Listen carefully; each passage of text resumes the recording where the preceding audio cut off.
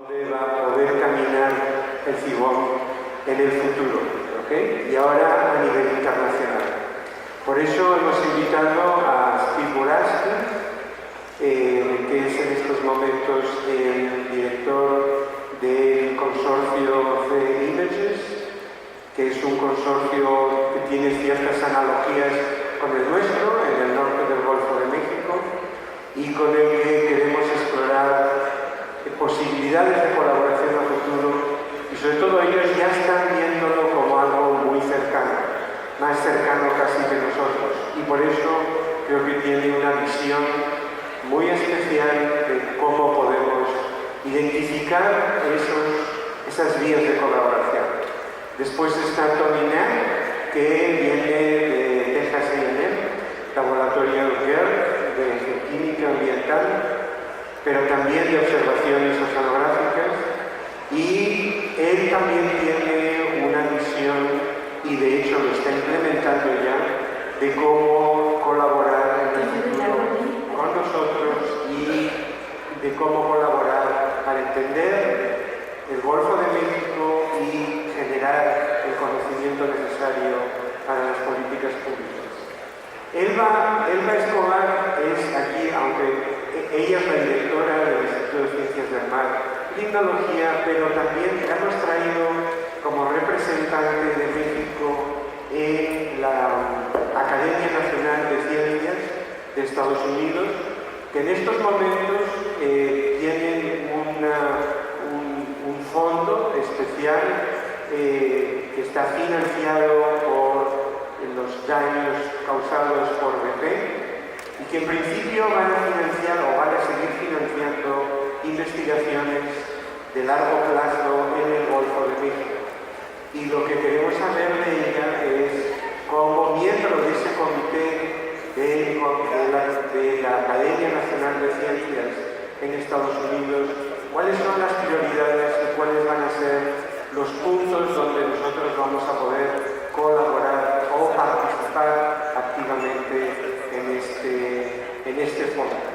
Y finalmente Zenón Medina, profesor de la Universidad de Texas A&M, perdón, ustedes perdonen, hay que mencionarlo todo, y con una iniciativa que creo que para nosotros es muy interesante también en el sentido de que nosotros hemos llegado hasta la vulnerabilidad, conscientes de que más allá empezamos a hablar del riesgo, y ahí estamos utilizando otras herramientas que están basadas en el conocimiento que nosotros estamos generando, pero se utilizan de otra manera.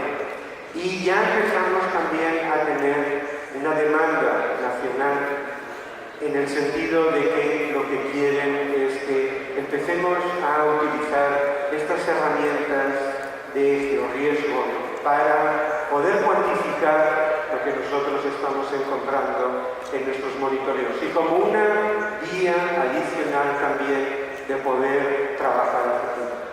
Entonces, con esto, okay, now all of the panel will be, all the discussion will be in English. You can introduce yourself right now and just mention a short bio of each one of you, and then we will go into the presentation. So we'll start with Steve. Okay, let me get the presentation. So my name is Tony Morosky, as Juan Carlos said. Yeah. I currently am a professor at the University of South Florida in St. Petersburg, but during the Deepwater Horizon oil spill, I worked at NOAA, and I was one of the chief science advisors there. After I left the federal government, I started working on the Gulf of Mexico Research Initiative, which is a $500 million donation that BP made to advance the science. So currently I direct one of the programs that's funded under the Gulf of Mexico Research Initiative.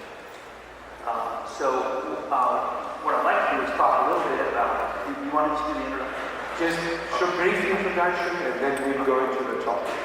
So my name is Tony Knapp. I'm director of the Geochemical and Environmental Research Group at Texas A&M.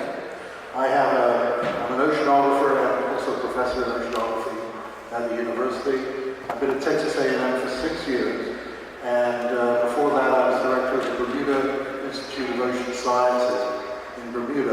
I think one of the most important things I've ever done was with David Carl in Hawaii.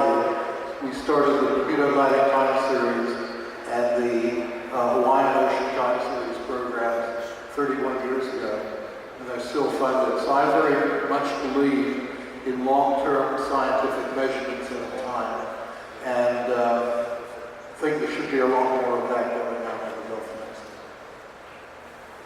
Thank you. I come here today on behalf of the National Academies of Science, Medicine and Engineering as part of the Golf Research Program, and I'm a member of the UGOS committee. Okay, thank you. Sena? I'm an associate professor at Texas University in the Department of Civil Engineering, and I have appointments in the Departments of Petroleum Engineering, Ocean Engineering, and Geography. And today I'll be presenting the current efforts that Texas is leading to bring together all the active networks that are working in the Gulf of Mexico in a project that has been sponsored by the National Science Foundation. But I also would like to talk about the methodology that I think is suitable to launch xico Phase 2. That should be the integration of all the work that has been done in Phase 1 using spatial temporal risk assessment and management. Okay. So now we proceed to the talks, and we'll start also with Steve in your talk.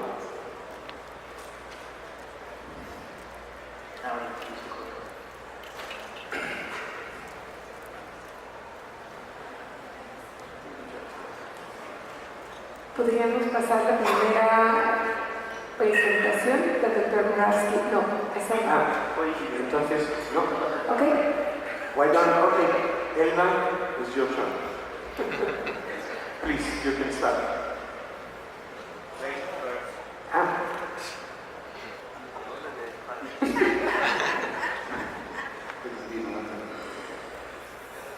It's part of the trick.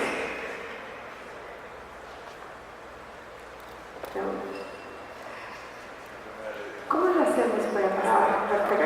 Gracias. Okay, the talk is basically focused to understanding Gulf of Ocean systems, which will be UGOS in the future, and this is an initiative from the Gulf Research Program, and this belongs to the National Academies of Sciences, Engineering, and Medicine. So, my presentation will have 3 points to talk in the talk. This overview of the Gulf, the loop current, and the future plans. And I will start with the Gulf Research Program. So, the Gulf Research Program is a division within the National Academies of Sciences, Engineering, and Medicine that was created from the settlement of the criminal case against BP and the Turks of Ocean, the companies associated with the Deepwater Horizon oil spill. The court awarded the National Academy of Sciences $500 million to be used over 30 years. The program was started in 2013 and will end in 2043. Based on the settlement language, the Gulf Research Program has 3 overarching program goals to improve offshore energy system safety. You can see that on the screen, but I can put it here, maybe not there. The offshore energy system, the human health, and the environmental resources. These goals are the pillars of the program, and as I will discuss in a few minutes, the work related to the loop current and understanding the Gulf Ocean systems lies at the intersection of the 3. Right there. The Gulf Research Program has an advisory board to provide broad guidance and program objectives, and committees like the one I am serving on, providing advice on the specific topic. In this case, the understanding of Gulf Ocean System Initiative, UGOS. So now I'll speak about UGOS in the background. So where did this all come from? The CURB Advisory Board has continually encouraged investment in ocean observation, specifically the deep ocean Gulf, and through stakeholder needs assessment, the loop current became the top priority. So, where to start? It is even possible to predict the loop current. How much would something like this cost and how long would it take? So the report is available online and you can see all the discussions related to how to understand and predict the Gulf of Mexico loop current. To answer these questions, in 2017, a committee of experts was formed to provide the Gulf Research Program with a research agenda for progressing our understanding on the loop current. The committee published the recommendations for a 10-year program. And this is a $100 million campaign integrating modeling, observations, and new technologies, analysis, and theories. So, in order to expand from a focus of the loop current to the broader focus of the Gulf Ocean system, we have three aspects. To realize early in this research initiative, focus on the loop current should be thought as a bigger ways and needs for the limited, just instead of only the physical oceanography. So we are considering the entire Golfo system as one unit. The loop current research agenda from the consensus study evolved into discussing this understanding of the Gulf Ocean System initiative referred as ULOS. Predicting the loop current remains the initial main focus, and it seeks to leverage infrastructure and operational logistics early on in the program to avoid a massive missed opportunities for biological and chemical sciences.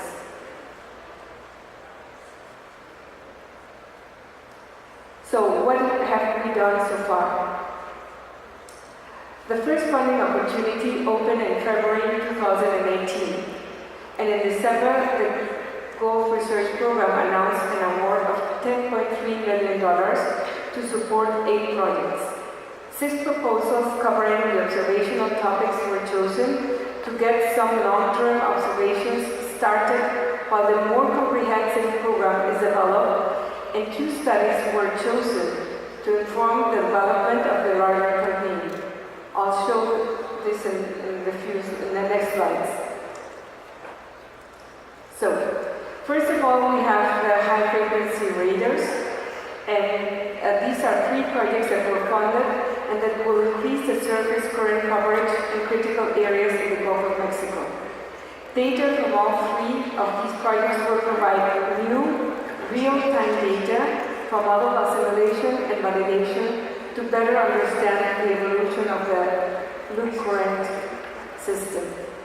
We are going to have high-frequency radars measuring the inflow and the outflow from the Gulf, as well as the installed on offshore platforms looking into the loop current active areas. So, let me see. You will see some small squares here. These are our platforms, and then we have these ones in the south, in the Yucatan, inlet, and also the outlet in the Florida Straits. The high-frequency radar locations are indicated in the map with the pixel squares. An array of CPIES, or current and pressure-induced echo-sounders, was also funded. It's a more affordable way to return full water column current measurements over a large and deep area. The data will be collected at 6-month intervals and is expected to increase understanding of the loop current system behavior and inform future loop current system forecasting efforts, expanding the success of previous work done by CICESE with CONNECT and BOEM, the Bureau of Ocean Energy Management. So we are not starting with nothing, we are starting with the previous information in this area. A single point real-time ocean dynamic mooring was funded for 2 years northwest from Dry Tortugas. This is the, let me see the arrow there. And this will measure temperature, salinity, and currents at different depths, testing a hypothesized control point of loop current and intrusion events.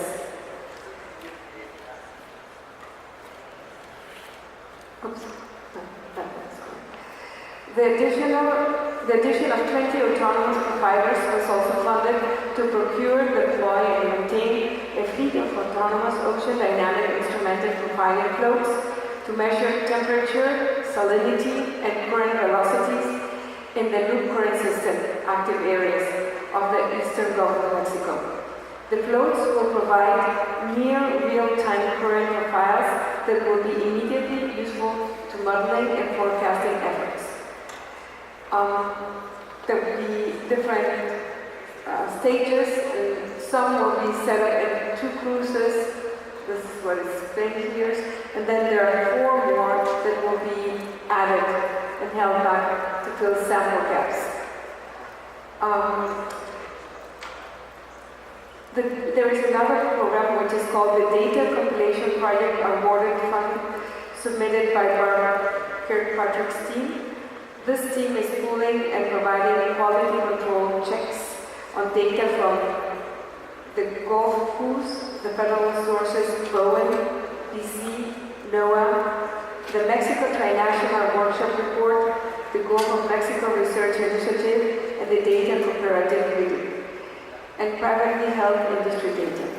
The team is creating an open source user interface for the data, allowing easy public access to the data. Very briefly, Roy and He's team is being funded to direct some important modeling work meant to inform the design of the campaign. This project will perform assessments of existing Gulf of Mexico forecasting system to test the performance and sensitivity of the current models in resolving both surface and subsurface circulation, and to evaluate long-range prediction capabilities. Among other pieces, in addition to the UGOS grant work, we have to start to promising components of the program, industry collaboration.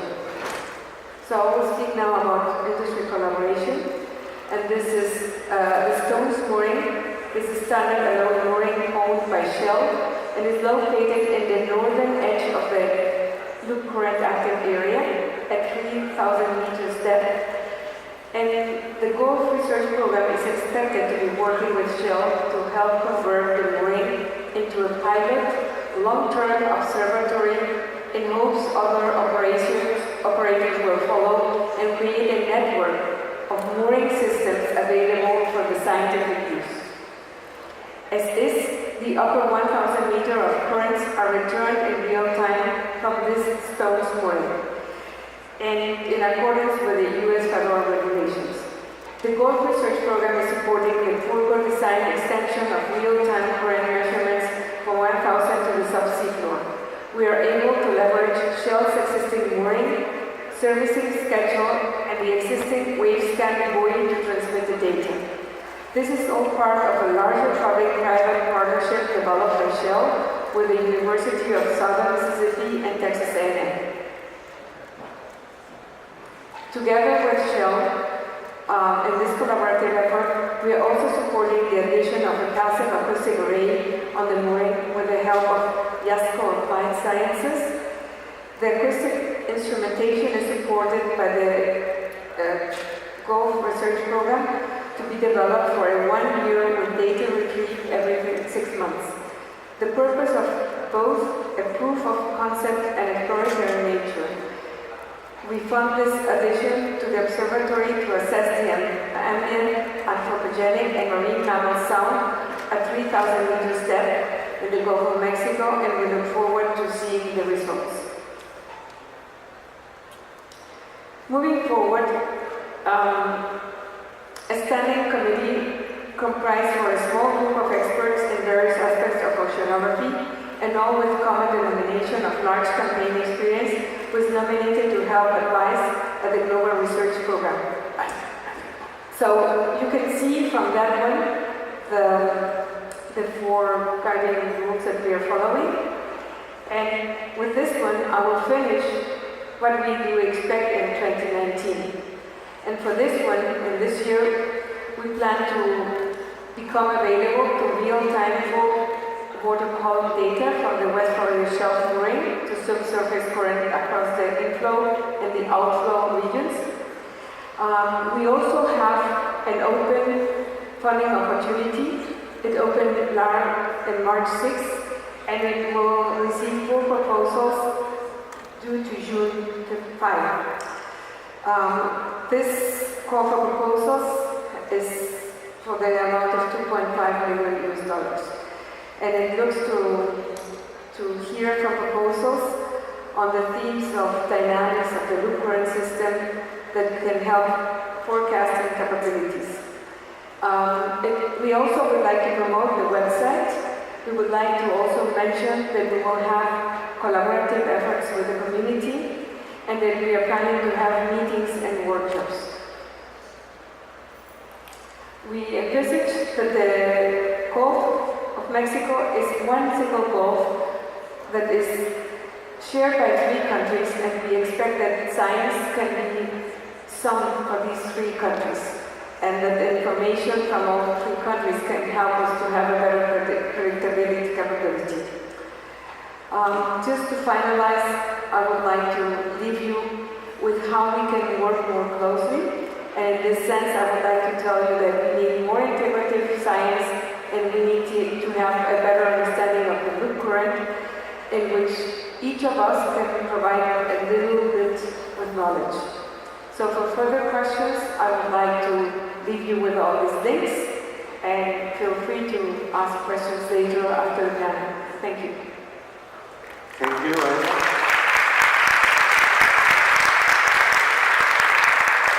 That was a comprehensive talk about the plans of the National Academy. Thank you very much for this very important information for all of us.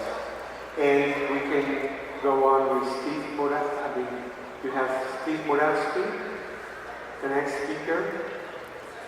And he's going to show us the result of an exercise that he has done with his consortium on how they are envisioning the future of priorities and collaborative efforts in the Gulf of Mexico.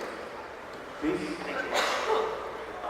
One of the great pleasures of my career has been to work with Dr. Escobar and her colleagues.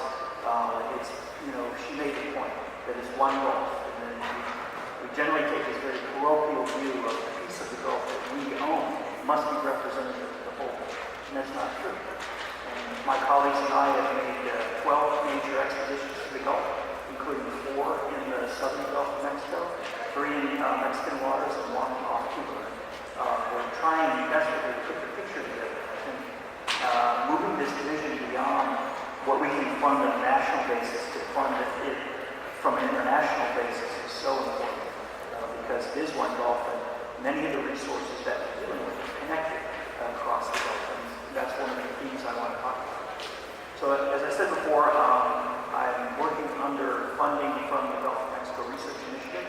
We are in the 9th year of a 10-year program, so we're very much like Saigon is right now, trying to anticipate where the future lies. Right? So this notion of putting our priorities together is important. We've spent almost $500 million and we're not done. Right? So it's a tremendously expensive opportunity. Observing the ocean, particularly the Gulf of Mexico, is expensive. And it's an ongoing, it's an enduring set of problems we have, not one shot to do. And that's important. So, just in terms of a few things I want to talk about, I want to talk about 3 things. Number 1, what are the drivers, and why is it important for us to collaborate across these national boundaries? What is it that gives us the impetus to do this, given that it's expensive and the budgets will go elsewhere if we don't make our space? So, secondly, what have we done so far together? And I think there's a pretty nice track record of working together and doing things that are more than a sum of individual parts.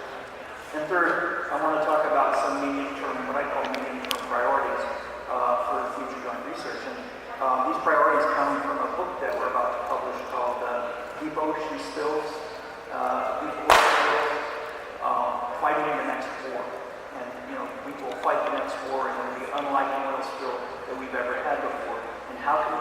agile enough to actually have the information to respond better than we do for people.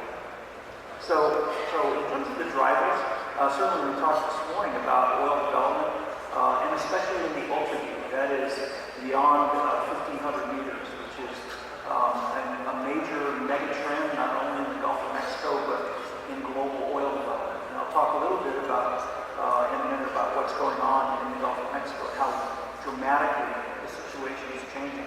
Secondly, when we talk about mega farm management, it's not only keeping the farm out of harm's way as far as oil spills, but also the basic management of fishes, sea turtles, marine mammals, seabirds, and others.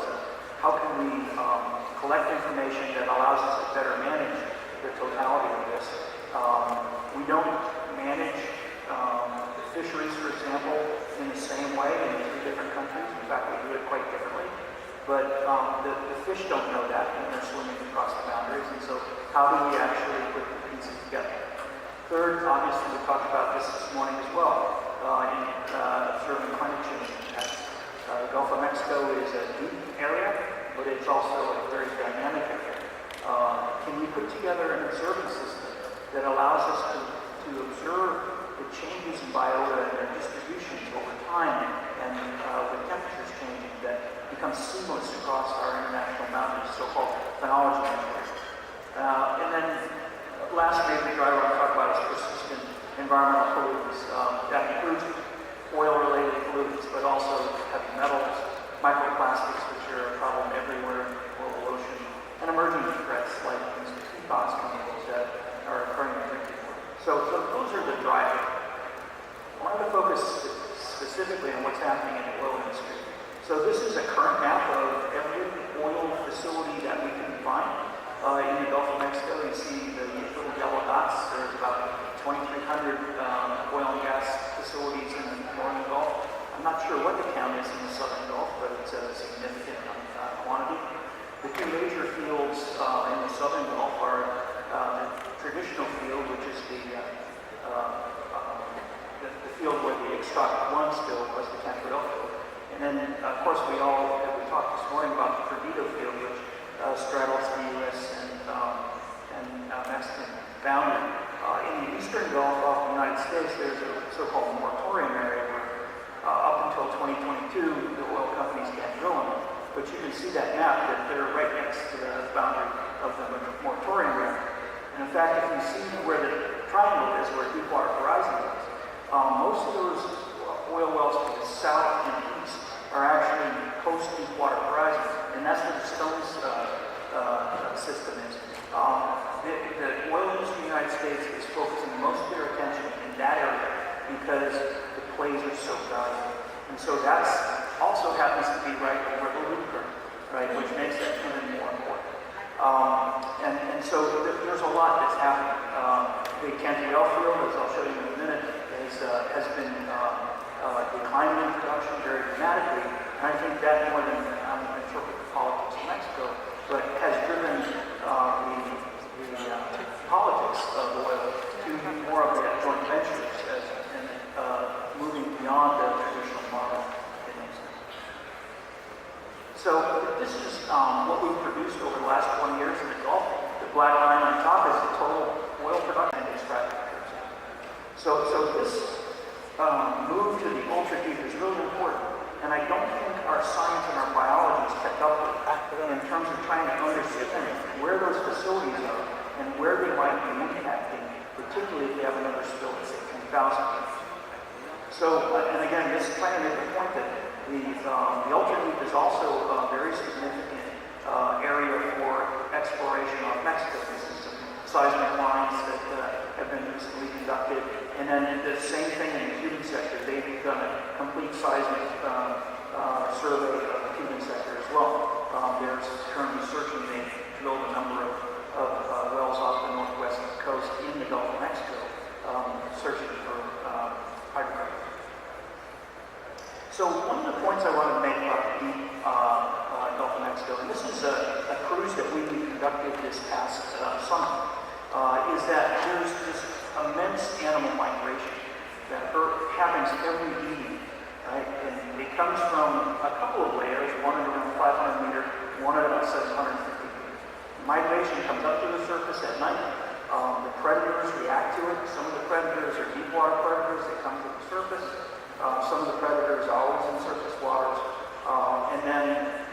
migration happens private dawn back to the other area. The point of this is if we have a deep oil spill, and say we're successful in keeping the oil in the deep, it doesn't mean it doesn't come to the surface in different ways. We pollute animals at 1,000 meters. They will actually in turn pollute the economic resources like tunas, swordfish, and other things that come to the surface. So we need to understand better the interaction of the deep oil industry and the deep biota in terms of these processes. So what have we done together? One of the projects that we were able to work on with ELPA's faculty are comparisons of the Deepwater Horizon and the Ixtac-1 spill. Now, they were separated by nearly 4 years, but nevertheless, we can still find Ixtac-1 oil in the sediments in the deep area. We can find them in the sediments in the coastal areas, particularly here off Campeche. And we can also find, we can still find oil, probably not the Ixtac oil, but oil in the fishes in both regions. So those baselines are important because they tell us about the persistence of oil spills, which, the Deepwater Horizon will outlive me for sure. Right? It'll do. We also have what I think are the most comprehensive contaminant baselines, especially oil, that anybody's ever compiled to the documents. I'll show you a picture in a minute. And third, we've done some really interesting, I think, biodiversity studies, particularly with the notion of the connectivity. And that is we've been able to survey around the Gulf in all coastal zones and look at the diversity and the similarity in the species and the stocks that occur there. And that's important because, should another spill occur, where will we have it? Secondly, deepwater biodiversity and productivity. Certainly we, in the original siting decision, if there are hot spots of biodiversity that we need to protect, that should go into the siting decision to actually put the facility. And also it's important for injury assessment as well. In terms of offshore habitat sensitivity, we can do a lot in terms of trying to understand not only the deepwater biota, but all the biota, and in terms of where, in particular, the siting, but also the use of response measures like the dispersants, like the booms, etc. Those are important to know where we have highly sensitive resources. So understanding the spatial connectivity, that is, how do animals move around in space and time is very important. And then one of the things that two-year projects don't get is the notion of the background variability in the resources. That is, if we want to measure change due to an oil spill, what's that change relative to in terms of the long-term processes of variability? And so having that variability baseline to measure, a one-year response or a 5-year response is going to be vitally important. And two-year projects don't get any long-term variability. And that can be monitored for a long period of time. So a number of these other priorities are things like chronic versus acute toxicity studies, assessing historical recovery rates. For example, what can we learn from Ixtac about how long it takes to recover from an oil spill? Some of the biota is still depressed in the deep benthos, for example. And then evaluating these recovery rates not only in the field but in the laboratory. The relationship, one of the unique parts about Deepwater Horizon, and one that will be ever more important for this industry going forward, is whether we should use dispersants injected at the wellhead should there be another accident. And this is probably the most controversial issue related to dispersants at this point. And that is, given all the natural processes of hot oil coming into the ocean at 1,500 meters, saturated with gas, did that deep plume form just because of those physical processes, or was it enhanced with the use of dispersants? I can tell you, sitting on the National Academy Dispersants Committee, it's still being debated whether or not it's a good thing to do or not. So SSDI is important. We're not quite there yet, at least in my estimation. And so how do we get better data? It could be that if we have another deep spill, we can go out and put additional data in terms of the processes. So just to finish up this, certainly understanding factors that control the deposition of oil to the sea bottom, understanding deep oil reservoir characteristics. That is, when we're drilling into a formation, is it exceptionally brittle geology? What are the unique parts of that allow us to respond? Those are all important. I'll leave these for another day and just say thank you.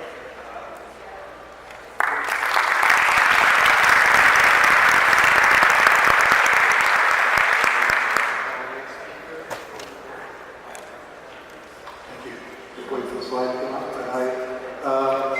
I worked with Esfuerzos for about the last 32 years, and was even involved in a spill in Panama where we actually spilled oil and used Esfuerzos off to try and get licenses to do that.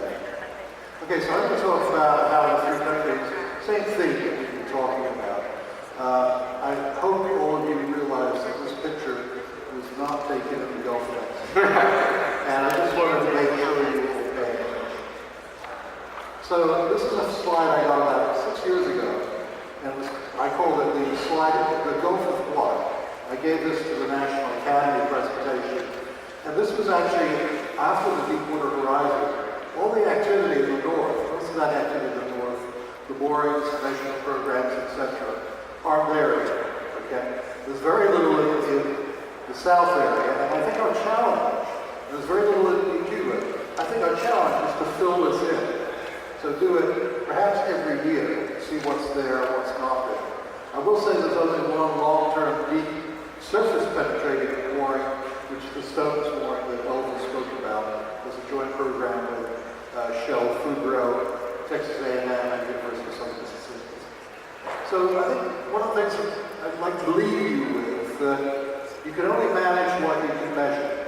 If we're not making any measurements, especially in the ocean, we're going to go blind for a very long period of time. So we have to know what do we know about the Gulf of Mexico, and not just the North or Southern Gulf. We have to have the one Gulf policy that Elva mentioned. What do we need to know about the Gulf of Mexico? What are the impediments? There are plenty of impediments. One of them is data availability. And basically, how can scientists in Mexico, Cuba, and the U.S. work together to fill in the gaps of this one Gulf? And we all know that the Gulf is complicated. So the complication, the whole aspect of measuring the loop current, the intensity of the loop current, the eddies that spin off it and where they go, is incredibly important. So long-term measuring programs that can measure change over time, as well as look at the changes of climate that are having an effect on that moving baseline, are very important. And this, everyone has one of these, right? This is the famous donut holes. And one of the things we wanted to do is set up a mooring each one of the donut holes and have various countries that run cruises through there, stop and report some data. And I think that would really help us. Okay. So this was the NAS. Elva did a great job of talking about this.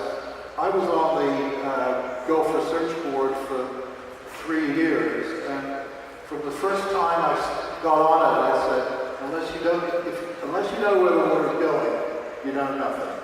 And so finally, I was very pleased to see that they put out this program. I had to get off the committee because I wanted to get some funding for it. So, and we did that. So we have this massive Gulf of Mexico loop current observations of HF radars, but I think it's a great cooperation example of cooperation across the Yucatan Strait. So it's me, Steve DeMarco, and Zanon's involved in this, which I should say that. Scott Glenn from Rutgers University, David Salas from UNAM, thanks to Elva, and Chad Whalen from Code Ocean Systems. And I think with all of these, we've learned that it really does take a village to get these things done. We decided to start a big consortium, because I've always felt that 40% of something is a lot better than 100% of nothing. So that's where we went. Elva's shown something similar to that, but these are the existing Gulf of Mexico HF radars. You can see the yellow ones in the Texas coast. That more or less goes down to the Mexican-U.S. border. And I know, we all know, that there are radars in Mexico right now. And I think if you dotted those in, you'd have a lot more complete picture. Because this is with the food radars in blue. These are radars that are just going in around New Orleans. This is the platform. This is the one that Elva showed, which is the platform radars, which will give us more room on our offshore platforms. But these platforms move. So it's a really important research program to do that.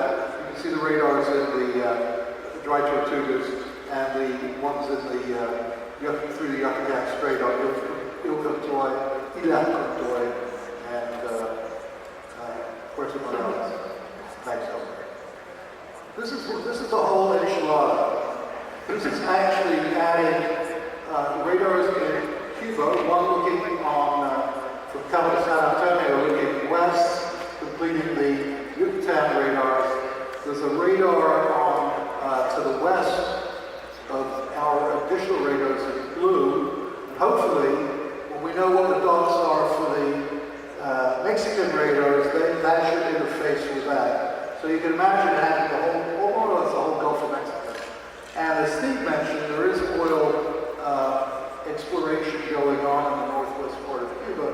So if it was a spill that would come to the Yucatan Strait, it could impact Mexico, it could impact Cuba.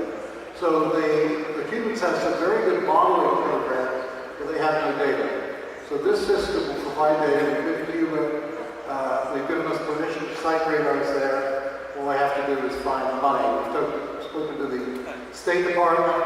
As long as you care about the Cuban people and interfacing the American people, you can actually get things done, providing you have partnerships. And that's what this whole meeting is about. Our first two radars are going to be in Cabo de San Antonio and Havana, looking up to meet the Key West dry tortuga radars. We also have a ferry box program, and if any of you have a friendly ship owner, I'd like to speak to him. These are units that are put on the cooling water of ships, and wherever a ship goes, it collects data on CO2, on nutrients, or whatever. And we've been talking to UNAM about installing one of our ferry boxes there. We have 3 of them. This is our TAPS program. Some of you know a lot about this. We have 10 buoys in the Gulf of Mexico. These are specifically there to look for offshore spills coming towards Texas and to figure out where to deploy booms, etc. Because as you know, it's a very expensive program, and you have to make sure that you have some places protected. So this is funded, I should say the funding mechanism, which is quite unique.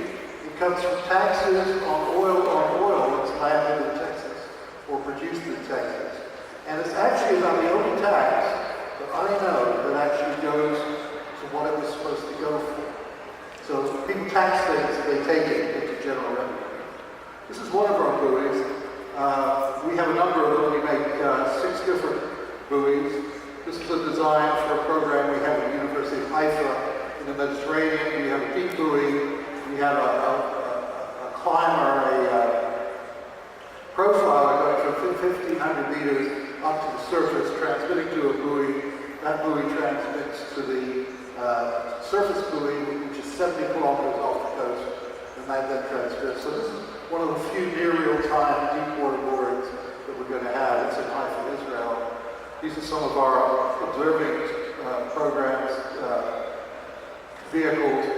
One of the bottom right is interesting. It's called AutoNaut, and we're putting a flow cytometer on the underneath of that. And so as it goes around the coast, if it sees a toxic algal bloom, it will make a phone call and say close the beach or don't eat an oyster. So that's going out in June. We'll see if it makes it. So opportunities for collaboration. Buoys, I mentioned. I understand you have vandalism on your buoys here. We have a big buoy off Japan at 6,000 meters of water, and that got vandalized. So we're making a vandalism-proof buoy. I'd be happy to talk to you about how we do that.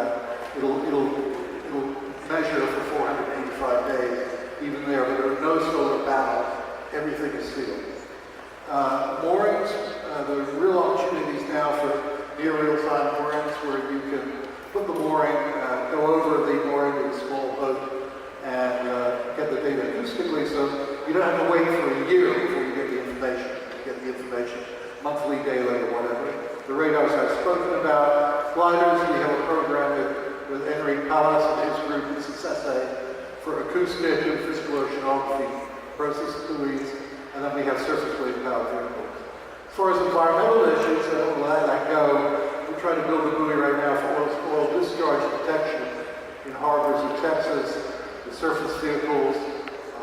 We've done a lot of work with hypoxia detection with gliders without getting the gliders stuck in the mud. And I just wanted to mention that we have some big analytical facilities at Texas University on my place. So if anyone is interested in collaborating with things other than ocean instrumentation, we measure just about every contaminant known to man, including PFAS. So there's the wave glider, we're happy to send it into Mexican waters. And we used it for looking at the freshwater distribution after Hurricane Harvey. And we actually found, by measuring the salinity and looking at how much water had to dilute it, we found 4 times more rain actually fell during Hurricane Harvey than was suggested. So it's pretty good. Anyway, this is where we want to be at the end, an integrated ocean observing system for the whole of the Gulf of Mexico. We call it Smart Bulk Health. Thank you.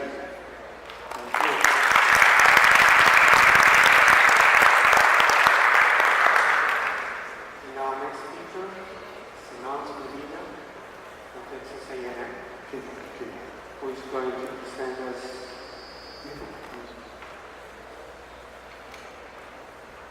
Very well. Your selfie.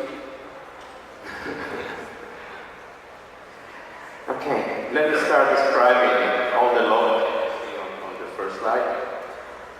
So we represent the Texas University, and we're happy to have Tony in the same panel describing all the monitoring programs that we have at TechCNN, particularly at Garrett. So I have my TechCNN hat. I also have the Society for Underwater Technology hat. So I'm currently the president of SUT in the US.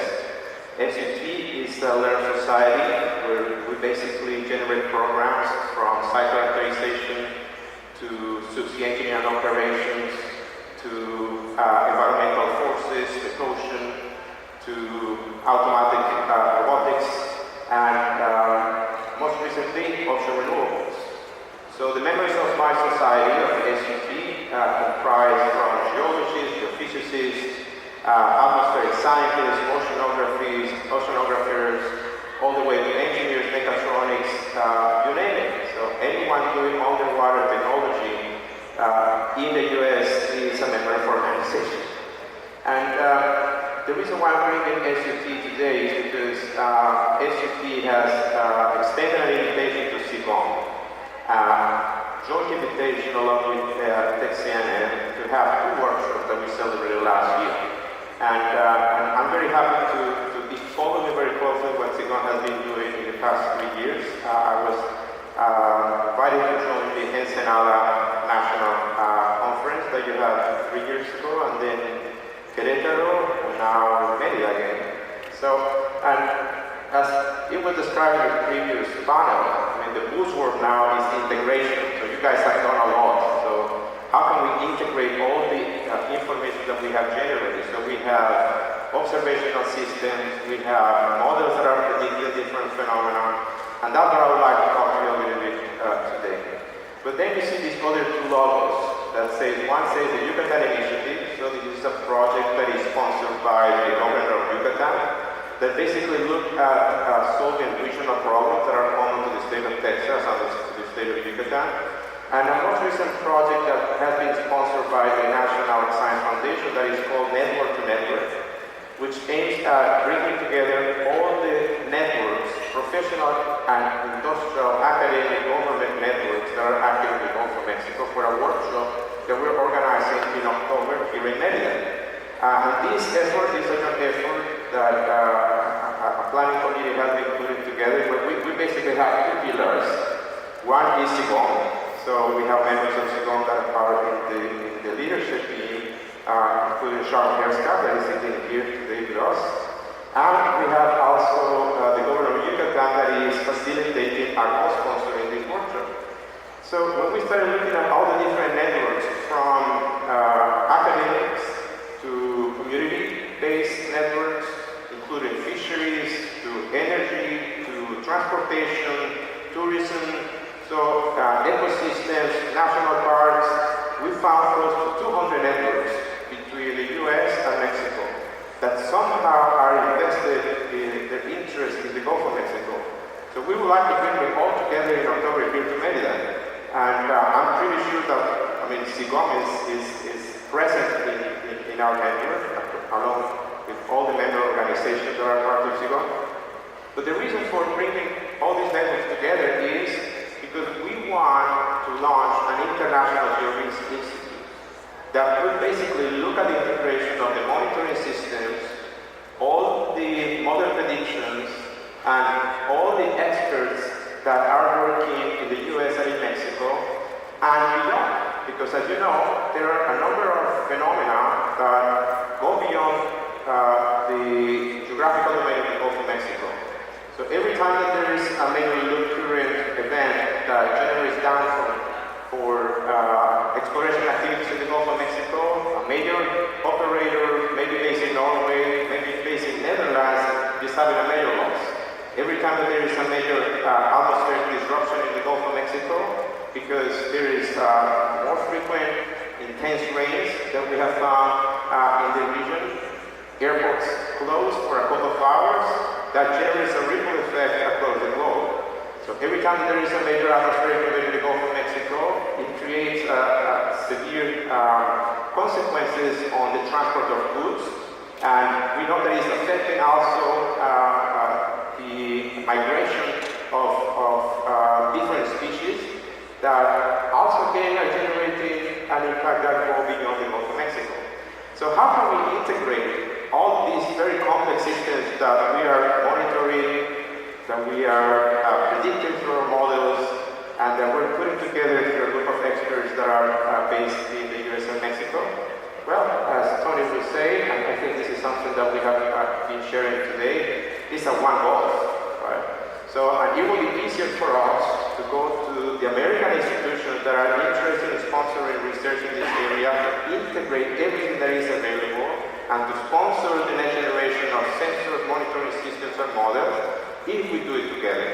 There is no sense in having independent applications for funding in Mexico and in the US if we share the same interest. So that is the whole purpose of end-to-end. But in order to launch end-to-end, we need to have a methodology. And that methodology is based on risk. And Tony was saying, we cannot manage anything that we do not monitor. I would complement that by saying we cannot manage anything that is not monitored and that is not predicted through models and discussed by experts, right? So we have these 3 components of evidence that is what we do with my research group. So I would like to go quickly on what is happening globally. So I want you to look at the x-axis and the y-axis in this figure. So these are dots that are representing the global perception in risk in general. And this is coming from the World Economic Forum Global Risk Survey that was completed last year. And what you see here on the x-axis is basically the perception for the occurrence of certain events that might be of global relevance. And on the y-axis, what you see is the perception on the impacts or consequences that these major events might introduce. And now, if you look at the general color coding in this graph, so you have blue dots that represent economic events, green dots that represent environmental events, orange dots that represent geopolitical events, red dots that represent societal events, and purple dots that represent technological events. So, and as you can see, the highest points, both in the perception of events that we think will happen and that will have a global impact are green dots. And these green dots are extreme events, natural disasters, our inability to manage these disasters. But these have not been like this in the past 10 years. So if we look at this plot, again, we're looking at from top to bottom is the number one priority, second, third, fourth, fifth global priorities that have been perceived by different institutions, government agencies, and academic agencies around the world. So here we're looking at the perception of how the perception has been changing in terms of priorities in the past 10 years. And what we see from the left is that you see some blues, you see some orange in 2008, right, 10 years ago. And now when we go all the way to the right, when we arrive in 2018, you see a lot of green and a lot of purple, which means that what we perceive as the most likely events to happen are associated to green events and associated to technological events. On the other hand, when we look at the most likely impacts in the past 10 years, we also see a change. We see that in the past, we perceive that the most common impacts we have were associated to economic events, but now we see that they are associated to societal and green events. So the combination of these two generate basically the first plot that I showed you. So in other words, summarizing in terms of risk perception, this is our time to act. Because we have the green wave on our global perception in our favor. And of course, this is thanks to all of you that are doing monitoring, that are working in generating models that could predict these green events. Now, but in order to integrate all the information that is available now, as I say, we need a method. And that method, I suggest to be a risk method. And this is the method that we've been developing in my group, where we define risk based on the engineering definition that includes the probability of a threat, that's called a hazard, multiplied times a probability of having a damage in our system, conditions on an index of a threat, multiplied times the value of the consequences. But wait a second, how many threats do we have in the Gulf of Mexico? So we have atmospheric threats, we have oceanographic threats, we have biological threats, we have human-induced threats, right? So how can we put all these threats together? How can we manage all these threats together? And at the same time, somebody is going to pay a price for that. The environment is going to pay a price for that. The society is going to pay a price for that. The economy is going to pay a price for that. So how can we link, how can we create a map that can integrate all the variables that you're measuring, that you're monitoring, that you're predicting in your models with the corresponding consequences? So that's what we do in my group. So what we created in my group was a graphical modeling technique that can represent highly complex systems that are changing in space and time. And for that we use something that is now called deep learning or artificial intelligence. So it is changing the respective time. But we found and we developed a very efficient way to represent complex systems. And just to give you an idea how this works, so going back to the idea of money, we cannot manage if we're not monitoring, if we're not making model predictions, if we're not having discussions across experts. And here we have both models that measure the baseline of risk, where you have the probability of the threat, where you have the probability of the consequences, and where you have the estimate of risk. And that is the note that you see on the second row. And those represent the baseline for risk assessment. Now, at the top, we have two additional nodes. One is representing active countermeasures. So these are management events that we can introduce in our decision model based on risk to reduce the state of the threat. Or we can have passive countermeasures that we can apply to reduce the potential vulnerability for systems, or that can further reduce the exposure of the impacts for systems. So how many variables do we have that we can manage and that we can put into this overall framework? Well, we can use this to produce prognosis and diagnosis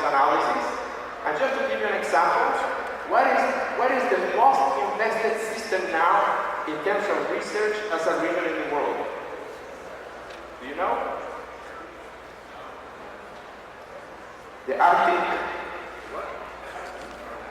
So this is the risk assessment and management model to assess all the potential atmospheric, geologic, oceanographic, biological, and societal